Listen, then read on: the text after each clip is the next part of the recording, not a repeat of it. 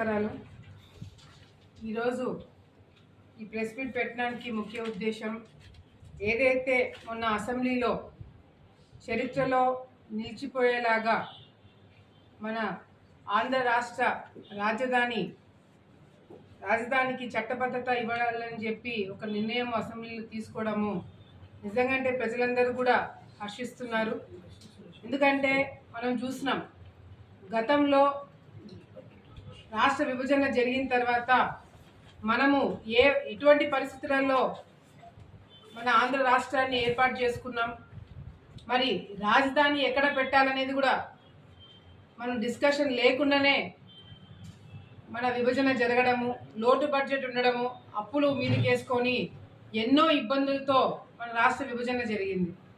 విభజన జరిగిన తర్వాత మరి ముఖ్యమంత్రి గారికి చంద్రబాబు నాయుడు గారికి అప్పుడు ఒక పెద్ద బాధ్యత ఏంటంటే అసలు రాజధాని లేని రాష్ట్రంగా మనము విడిపోయినాము.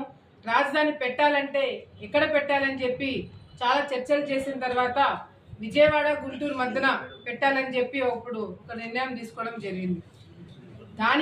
ఆ నిర్ణయానికి మరి అప్పట్లో జగన్మోహన్ రెడ్డి గారు ప్రతిపక్షంలో ఉన్నప్పుడు ఒక డిబేట్, ఒక చర్చ అసెంబ్లీలో జరిగింది. ఆ చర్చ జరిగినప్పుడు మేమందరం కూడా మేము వైఎస్ఆర్సీపీ పార్టీలో ఉన్నాం. అప్పట్లో ఆ డిస్కషన్ జరిగినప్పుడు కూడా ఎక్కడ కూడా ఎటువంటి అబ్జెక్షన్ పెట్టకుండా జగన్మోహన్ రెడ్డి గారు మేము మద్దతు ఇస్తున్నాము, అమరావతి రాజధానిగా ఉండాలని చెప్పి మేము మద్దతు ఇస్తున్నామని చెప్పి చాలా క్లియర్గా చెప్పడం జరిగింది. నేను ఇక్కడే ఇల్లు కట్టుకుంటాను అని చెప్పి చెప్పడం జరిగింది. మా వాళ్ళందరూ ఇక్కడే ఇల్లు కట్టుకుంటారని చెప్పి చెప్పడం జరిగింది. కానీ ఒక పక్కన సపోర్ట్ చేస్తూనే ఇంకో పక్కన అదే రైతుల భూమి ఎవరైతే ఇస్తామని ముందుకు వచ్చారో రాజధానికి భూమి 30,000 ఎకరాలు దాదాపుగా స్వచ్ఛందంగా రైతులు ముందుకొచ్చి ఇవ్వాలని అనుకున్నారు. ఎక్కడ కూడా లాఠీ చార్జ్ జరగలేదే, ఎక్కడ కూడా రైతులు ధర్నాలు చేయలేదే, ఎక్కడ కూడా మహిళల పైన దాడులు చేయలేదే, స్వచ్ఛందంగా ముందుకొచ్చారు. వాళ్ళకి కావాల్సింది ఏందనేది అడిగినారు.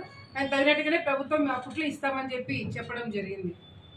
కేవలం 60 రోజుల నుంచి 90 రోజుల మధ్యన ఇంత తక్కువ సమయంలో అన్ని వేల ఎకరాలు ప్రభుత్వంకి రాజధాని కోసం ఇవ్వడం అనేది దేశంలో ఎప్పుడు కూడా జరగలేదు. అది కేవలం చంద్రబాబు నాయుడు మాత్రమే సాధ్యమైందని గర్వంగా ఈరోజు మేము తెలియజేసుకుంటున్నాం.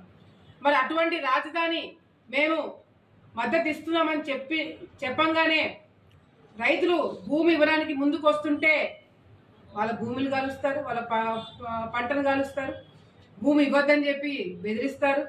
ఒక పక్కన అవి కూడా చేస్తారు. కానీ ఏదేమైనా భూమి ఇవ్వాలని నిర్ణయించుకొని రైతులు అప్పుడు ఇవ్వడం జరిగింది.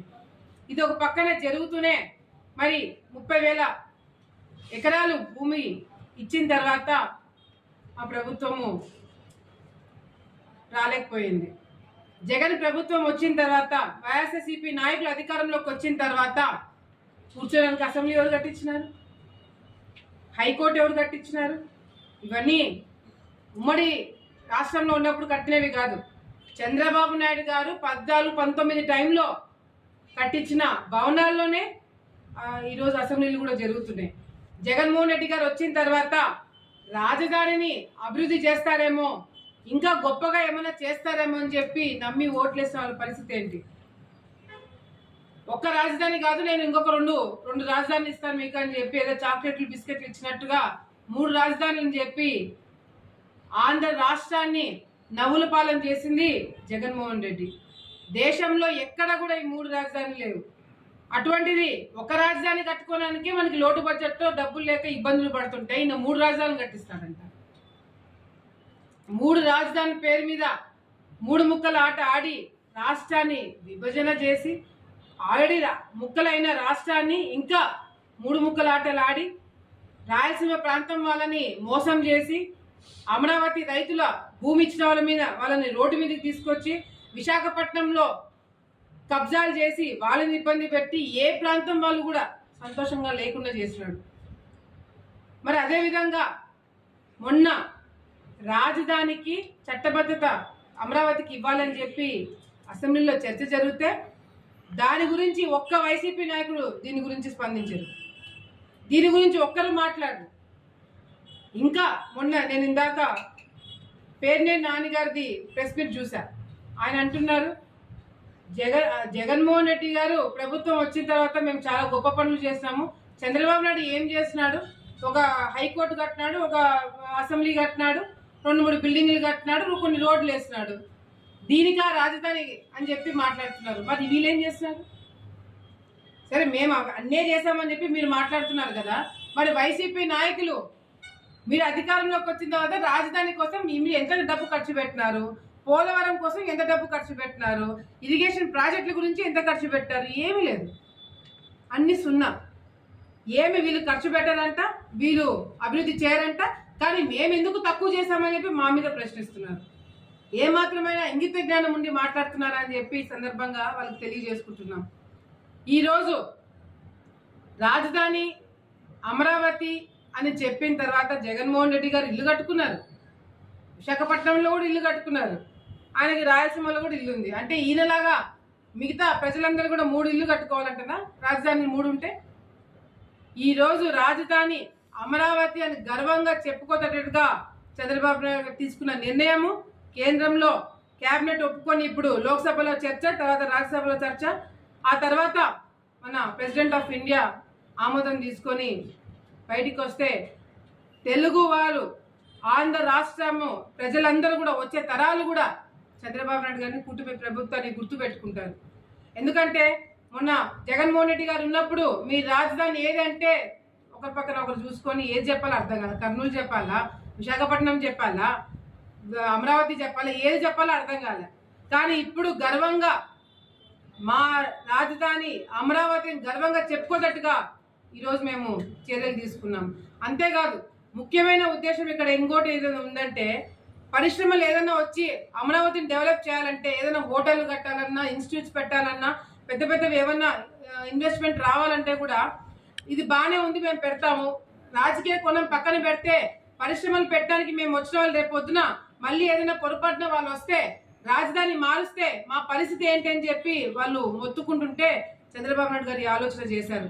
మళ్ళీ రాజధాని జోలికి ఎవరు పోకుండా, మళ్ళీ ప్రజల జీవితాలతో, ప్రజల నిర్ణయాలతో ఆడుకోకుండా ఈరోజు ఒక చరిత్రలో నిలిచిపోయేలాగా ఈ నిర్ణయం తీసుకొని చట్టబద్ధత ఇవ్వడమే కాకుండా కేంద్రాన్ని ఒప్పించి ఈరోజు లోక్సభ, రాజ్యసభలో ఆమోదం జరిగి బయటికి వస్తే మాత్రము ప్రజలందరూ కూడా హర్షిస్తున్నారు, సంతోషపడుతున్నారు.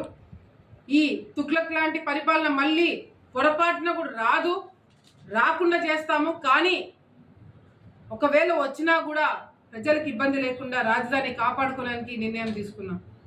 ఈరోజు రాయలసీమనే చూసుకుంటే హైకోర్టు తీసుకొస్తామని చెప్పి పాలాభిషేకాలు చేసినారు.